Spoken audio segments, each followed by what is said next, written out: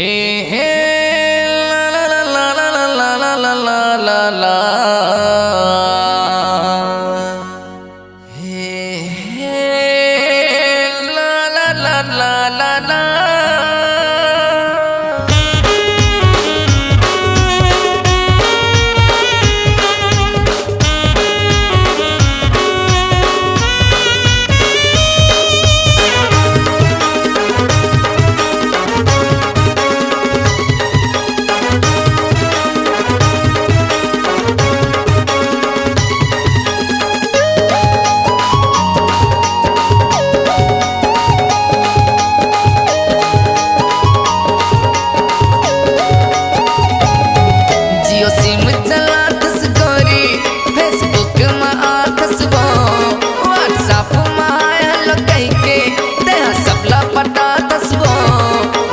तारा शहर के टूरा मल्ला दीवाना बना तसवो बे तारा शहर के टूरा मल्ला दीवाना बना तसवो।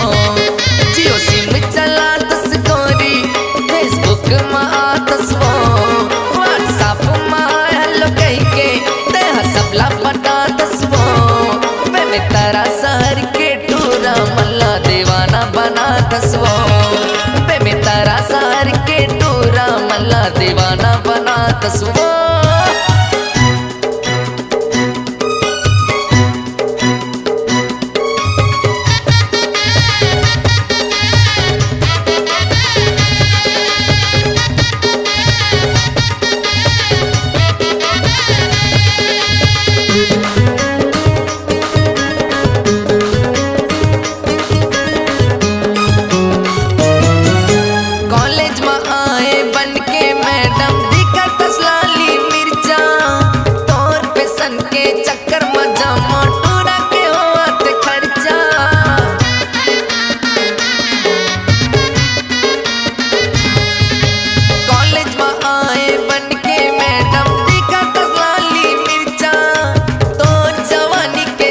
जगह में होवत अड़बड़ चर्चा तोर जवानी के जगह जगह में होवत अड़बड़ चर्चा। लब को चल पड़ा के गोरी काबर माया बड़ा तसवो लब को चल पड़ा के गोरी काबर माया बड़ा तसवो बे तारा शहर के टूरा मल्ला दीवाना बना तसवो बे तारा शहर के टूरा मल्ला दीवाना बना तसवो।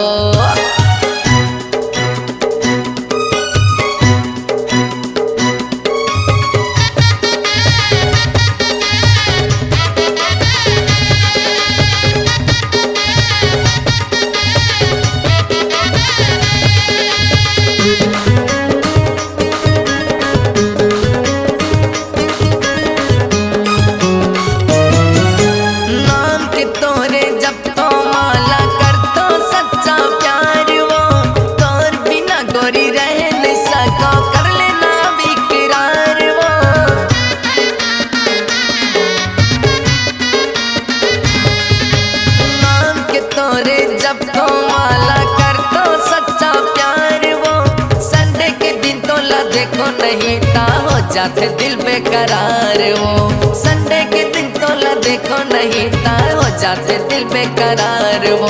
अंजलि कंप्यूटर बुला के संग में फोटो खिंचवा तसवो राकेश संद्राला कॉलेज बुला के गाना गवा तसवो मुन्ना भाई के डीजे मगोरी गाना चलवा तसवो मोरना हर पाली के टूरा मल्ला दीवाना बना तसवो।